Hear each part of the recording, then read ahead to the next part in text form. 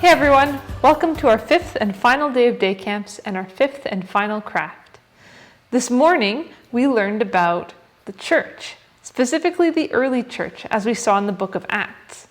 What we saw in the church is that people told other people about Jesus. And these people weren't big names like Paul or Peter, though these people did go and share the gospel with people around them. But they were small names like Priscilla and Aquila and Apollos. But these people were no less important than people like Peter and Paul. God calls some people to a life that is a lot like Peter's and Paul's. Missionaries who we know, who we've heard of through the years, different pastors and teachers who are faces of the church today. But God calls all of us to an important role within the church, even if nobody here on earth knows our name. God says that He will know our name and that He sees our work, and He calls us to be faithful to the work that He gives us, no matter how small or how big it may seem to us. As we hear the gospel, God calls us to go and faithfully proclaim it to everybody around us. The reason that we have the gospel today is because the early church was faithful to proclaim and preserve the gospel for us today. For the generations to come then, and for the people around us, God calls us to do the same. To demonstrate and to remember this call on our lives, we remember the verse from 1 Corinthians 3:6, where Paul says, "I planted the seed, Apollos watered, but God gave the growth." God has many different roles for us in the church.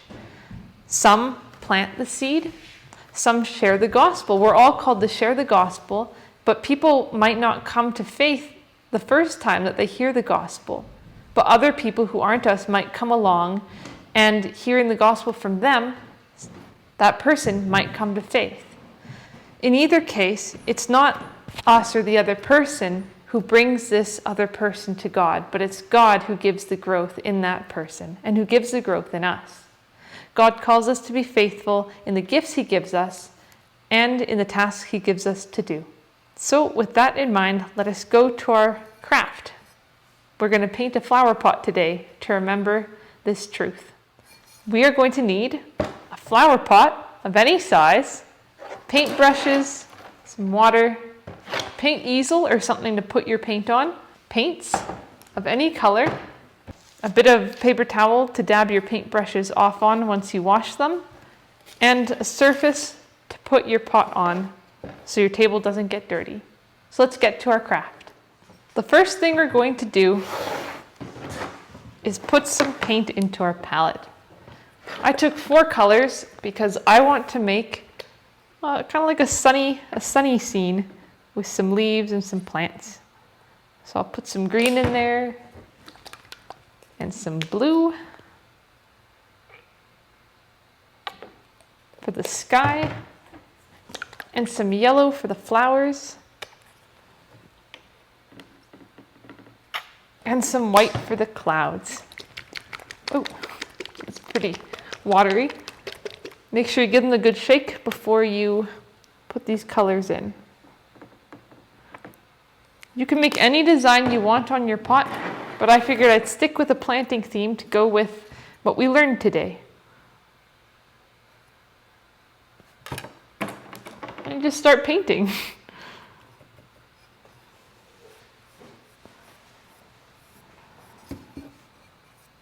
The thicker you put the paint on, the longer it will take to dry, so keep that in mind while you paint.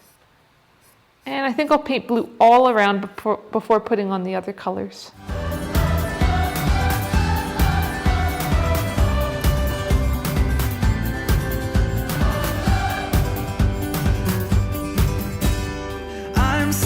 To you and no to my desires. I'll leave myself behind and follow you. Okay, I'm going to put some clouds on here now, and I guess I'll just blop it around like that to make it floofy. I'll walk the narrow road, 'cause it leads me to you. I'll fall, but grace will pick me up again. Okay, now that I got these floofy weird cloud things, I'm gonna put some grass down on the bottom after I clean my brush. I'm gonna make it a little bit uneven to make it look like rolling hills. And if you swipe your brush upward, you can make it look like little grass tufts coming out of the ground.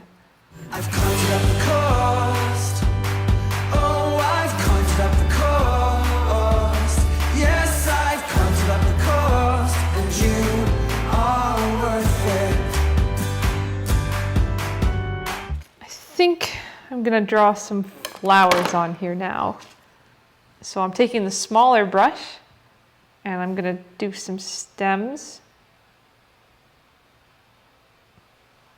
and some leaves, like so. And I don't want too many, but I'll just have a couple. And if you have a smaller brush, that might work even better than this brush, because this brush is a little bit thick and these don't look quite like leaves, but they'll get the point across. I think 2 flowers right now is good. I can always add more later if I want to.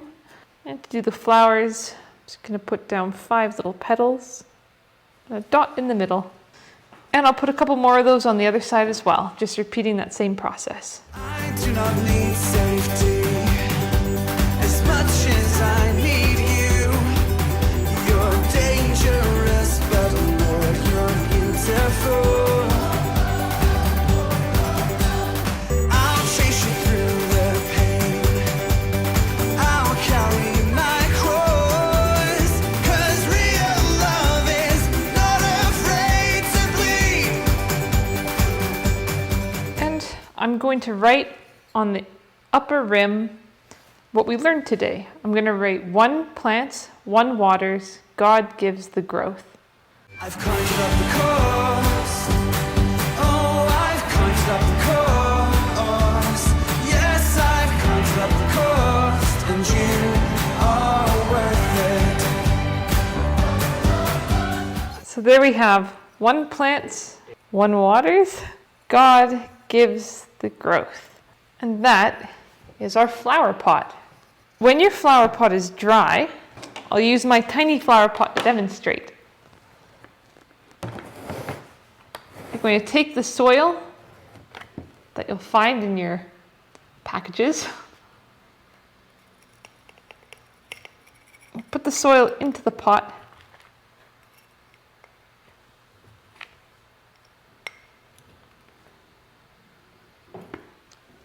and take one of your seeds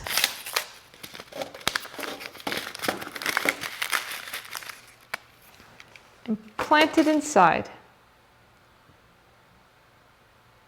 And as you water it and see your plant grow, remember what we learned today.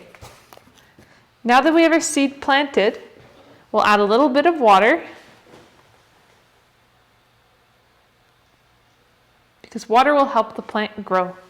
God is the one who gives growth to the plant, even though we plant it and we water. God gave us the plant, and God gave us the water, and God is the one who makes the plant grow. In the same way, He's given us His gospel. He's given us the seed to plant, which is the gospel. He's given us the way to water it, which is going and making disciples and teaching people how to live for Jesus. But God is the one who brings growth. He's the one who brings people to faith in Jesus, and He's the one who brings growth in each of our walks with Him. Remember this truth as you go into the world and make disciples and live on mission for Jesus.